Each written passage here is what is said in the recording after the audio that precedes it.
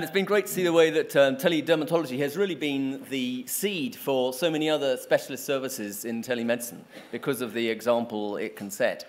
But the talk I'm giving today is sort of like a potted version of all the talks you've already heard, which is, doesn't sound great as a lead-in, but it's not too bad. And the reason is because in spite of all the high-quality data that you hear and the positive feedback from GPs and patients, we can't help but recognize that teledermatology somehow doesn't seem to really be a major component of British dermatology. And perhaps that's partly Saul's observations in the beginning from the feedback, which is it's a process of slow change in the attitudes of dermatologists. And of course, although we get the feedback from the GPs that use our service, they are already converted. We don't get the feedback from the GPs who don't use our service. And we don't get feedback from some other sources like CCGs very often.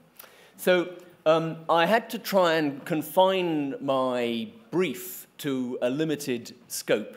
And I've chosen the NHS because that's the system I know. Of course, it has similarities, some of the Dutch healthcare system, perhaps the Veterans Affairs system. And I've limited it to the people in England and Wales who talk about their teledermatology services. There may be other services that they don't talk about, I just don't know about. But over the last year, I have inquired of my colleagues in 4 centres and my own, what they're doing, what they do well, what they struggle with, and they've given me potted versions. And I'm going to look at the common themes in these systems because by the definition I'm using, they are successful.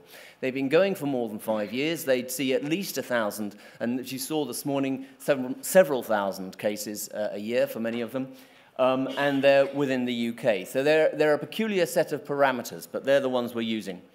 Now, if you're going to look at these characteristics of such services, you might think, well, you know, you look to see what the quality standards define as services need, and you might expect them to be the characteristics of successful services. But it doesn't work that way. In fact, what you find is that the services have to incorporate these components, which most of you here will already have read this document or looked at it or know of it. It's easily available on the web. Formed between 2012 and 13 by a UK study group with the Department of Health. And it's very useful as a set of standards by which you can run your teledermatology service. You can do this, but it doesn't mean people will use it. It means it's pretty safe and it's a reasonable thing to commission. If you ask a series of US dermatologists why would they be afraid of using it or why would they want to use teledermatology, this is reasons for not practicing teledermatology. And this is to do with how people engage with it. And of course, if you ask them these various questions, that some of them are connected with finance, reimbursement, some of them are connected with risk, some of them are connected with finance, and some of them are technical. And so we've got finance features twice, technical a little bit, risk quite a lot. Now, these other ones are also, you know, they're not that keen. They slightly agree that they wouldn't do it for a range of other reasons as well, which is uncomfortable like using the medium, no follow-up, lack of knowledge. Actually, not seeing the patient doesn't seem to feature in their set of reservations. But, you know, I can't answer to that one. And again, you've got one outlier here, which is they don't feel they need any training in evaluation, but if you're going to induce them to do teledermatology, they want to make sure it's not going to take too much time, the risk isn't too great, money, and having a flexible lifestyle. And they're all features that, of course, we share, and whatever system or part of the world you are in doing your teledermatology. So I completely understand this. I don't think this is necessarily US-centric, this, although it's a US questionnaire. So what I've done from a combination of my inquiries, my reading, my use of the quality standards, is I've drawn up what I think is a framework by which we can look at what are the characteristics that successful teledermatology services would want to have and might expect to need in order to thrive and have numerous patients coming through and having reasonable results. And some of these are green throughout this, and I'm going to apply this template to the 5 different services that I'm going to review. And, but there are recurring themes, which is the overheads. So the overheads in primary care and the overheads in secondary care. the interest of the involved people is largely taken for granted, and this is rarely an issue.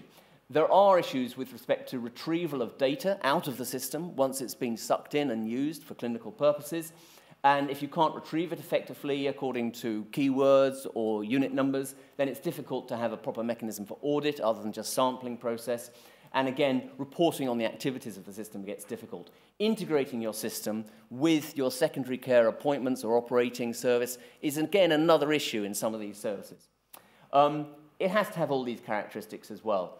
And speed is important, and I cover quickness in a very sort of simple term I'm applying here, but of course it's quick for who? Is it quick for the patient? Well, they're almost universally quicker for the patient, almost universally not quicker for the GP, because they have to do more, and that kicks back to covering their primary care overheads. And as GPs in our system, as in many, are the gatekeepers of any activity like this, it has to work for GPs. And I think much of what we talk about in our assessment of teledermatology is not really to do with, are we incentivizing GPs to do teledermatology? It's nice to do a good job, they like doing a good job, and some of them will do it and get rewarded by that sense of warmth. But for others, it's a financial matter, and it's not quite so straightforward. Anyway, so let's move on. These are the services we've looked at, and some of them you'll recognize from presentations today, and you'll see how they fit into the general pattern. Carolyn described her Choose and Book service, which has not been running for 10 years, but she has been doing teledermatology for longer than the Choose and Book. But that's where she's really made her name in British dermatology. As you see, it's way over 1,000, her activity, quick turnaround, and these tariffs roughly range between 30% and 50% of the normal outpatient tariff. That seems to be a standard. That's where people sit in terms of the chargeable sum you can get. And this figure of about 2/3 managed in the community following a teleconsultation seems to just go across the board for rashes or rashes mixed with lesions. If you look at lesions alone, you start getting a different ratio. And the developed services in teledermatology in the UK have scope for booking direct to surgery and may or may not include pigmented lesions, since you heard Carolyn say she doesn't do pigmented lesions. So this is the sort of thing. And the other point that she didn't perhaps draw out in her presentation, but we've talked about in the past, is not everyone needs a photograph for teledermatology. It's not always photograph-based. There are a lot of questions GPs have that they may want to ask that don't require photographs, so that shouldn't be ignored. And this is the slide she showed earlier about where people end up. And the booking to surgery is an important part of that. So if we apply the template to her, and this is the first time she's seen this, so I hope she's okay with it. And I'm going to return to this theme over and over, and I think that's the common theme throughout. The engaged GPs do it not because they're getting some kind of package that remunerates them in any way. They're doing it because they want to do it and they think it's a good arrangement. But it doesn't really cover their overheads usually.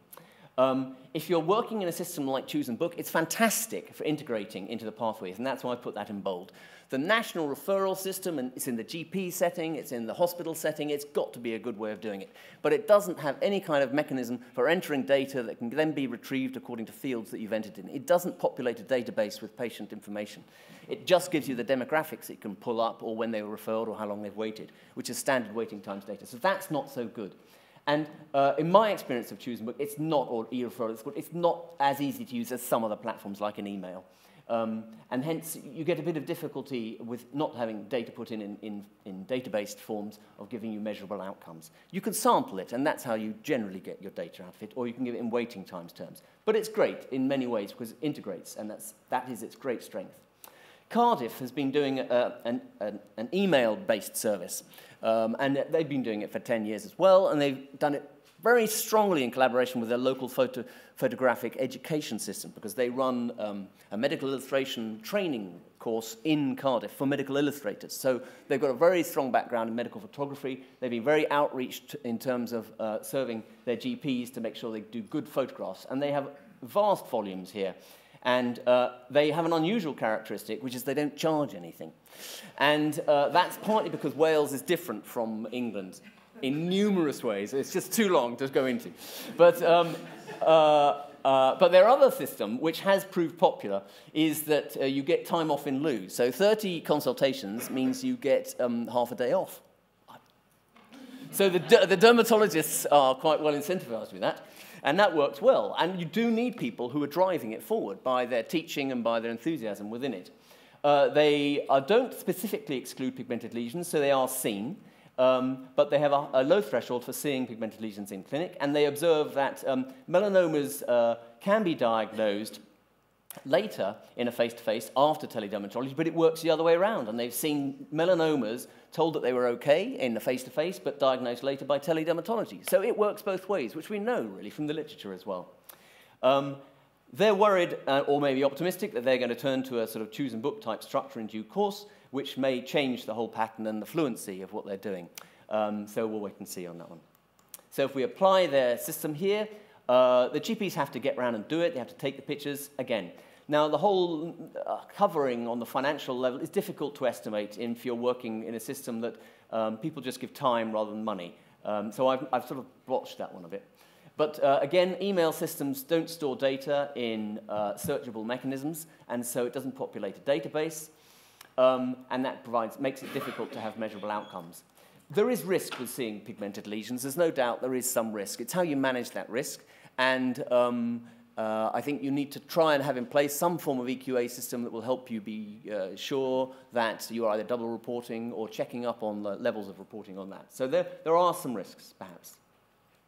The Oxford model, you've heard summarized already today, or given in detail, and this is a summary. So I'm not going to go through it again, other than to say their great strength is their educational forum, and I think Drew brought that out very well. So they keep the GPs engaged, they provide them with monthly education, they integrate the material they receive into the educational activity for their registrars. They train registrars in teledermatology. It's a very powerful tool.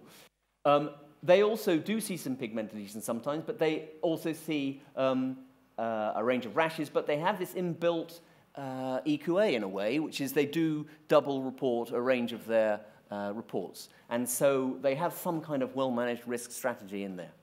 So those are their strengths in particular, but they're both email systems, they both work well. We go forward to the Bristol model. We use a dedicated IT platform, and the last two here use dedicated IT platforms. So we've been using one that started off with Vantage, turned into Rego, but they're the same company essentially, and they have setup costs. This is the sort of activity we do, and otherwise most of the data is the same as all the other systems. We don't specifically see pigmented lesions, although they slip in occasionally. And this is our remuneration package. So the consultants get paid for a session. That's 28 cases per session, which is a relatively common thing, and the way that Carolyn drew up a similar comparison. So ours, I think our costs of setup are relatively high, and that's an inhibitory factor for addressing a territory. If you say it's going to cost you £1,500 per practice to set it up, or £2,000, that is a block on the process. And we come back to this issue, is it covering primary care costs in terms of investment of their time? They ask a healthcare assistant to do the photographs, and that then means that they're paying, the GP is paying the healthcare assistant to do the photograph in the primary care time. And they worry about that, as well as having to manage the patient. And we've had some kickback from GPs saying, we're not doing it, it's actually increasing our workload, we'd rather just send them to you, and it doesn't matter if they wait for 12 weeks. So that is a concern. We do have the great strength of having a proper archival and retrieval system that facilitates audit and gives us effective reports, which report both to the hospital and to the primary care commissioners, and it can integrate with our pathways. So it's pretty easy to use, but the GP has to engage with an IT system that's separate from their own, and it's relatively quick, but if a patient has to come back for photographs, that does delay some of their reward out of it. We do get good reports, so we know where our patients are triaged to afterwards, and we can keep a close tab on that because it's well integrated with its IT systemness. We're not that sure whether it actually reduces referral. At the introduction of TD back in 2010, we saw a drop-off in referrals, which is great, but we did actually see similar drop-offs because this is a seasonal variation. And so it's difficult to be truly sure that we're actually reducing referrals. But if you look at the practices that use teledermatology versus those that don't, and you look over a 4 or 5 year period, you see that the rate of increase of referral is not so great. I mean, it's a pretty modest way of establishing benefit, but because it's very difficult to control for this process. The Medway Maritime service you've heard about. It's a dual service. They do pigmented lesions and they have a dermatosis service. So I don't need to go into that in detail, other than to remind you that the lesion service has to be tightly controlled. There is risk in a lesion service, so they need a dedicated nurse, they need to take pro forma histories, they need to have consistent and high-quality photography, and they need to use a platform that manages all this data effectively so it can be looked at and stored and retrieved for audit. So that, I'd say, as an important part of a pigmented lesion service. And also, there's no saying it's cheaper doing it this way in terms of for the CCG. You do need to charge for this. You've got to add layers of security, and in terms of the NHS anyway, and so it will require a new patient tariff. You've seen their data. It's not the 2/3 in primary care. It's about half stay in primary care, and a further fraction need assessment. And then, of course, you saw their dermatosis service, and you know that, and that's run through the XIOS system, and that works well. So if we look at theirs, they actually have fewer little partially present blobs than the rest, because I think they have covered both sides of the risk, and they manage that as well as possible, and they also have a system for effectively integrating into the hospital systems. And, of course, they have archival retrieval and auditing systems built into the IT platforms. Those platforms cost money, and they have to have a financial framework to cover their costs, which means charging the CCGs an effective fee for it. So is it better, cheaper, faster, as Landau was hoping it might be in their article of 2014? And it said, well, it's not really for everybody, and it depends on what characteristics you have in your service. And they felt there were 4 factors associated with saved hospital visits, which is often a sort of holy grail of why one would use teledermatology, although, in fact, on the broader level, teledermatology is lots of other things apart from saving hospital visits. And they were looking for effective pre-selection, which means good GPs and being motivated GPs, high-quality images, which is either education in primary care or having your nurses take the photographs in a specified setting, dermoscopy if there are pigmented lesions, and effective infrastructure and culture. Infrastructure, read IT, I'd say. Culture is perhaps the educational facilities provided through the Oxford system. So if you're going to take the learning points from this range of different successful services, they all have a lot in common. They all have slightly different strong points, and their strong points might be the use of an integrated national booking system. It might be excellent photographic standards taught by an outreach service, and the ability to reduce their waiting times, the educational platform, having an effective database for creating activity and quality data, or the Medway dual system, which has its own inbuilt safety mechanisms to enable them to do skin cancer. So are we going to get the last word? Are we going to manage to cover primary care overheads? And my message, I think, from this personally is I think we're going to have to look at primary care if we want to increase this to being a standardized process of referral, because there have been discussions about saying all patients should come through teledermatology, and then we'll just work out what needs to come to the hospital. If you do that, the GPs can screw it from the beginning. They can take duff pictures, they can send you lousy histories, you're just going to have to see everyone anyway. So unless the GPs want to be involved, and this is the 80% of GPs who don't use teledermatology, it's not going to work as a consistently viable service for a larger number of patients. And we're going to be stuck doing just, a few thousand patients a year, in spite of there being 40,000 coming to our hospitals. Thank you. Thank you so much, Dave.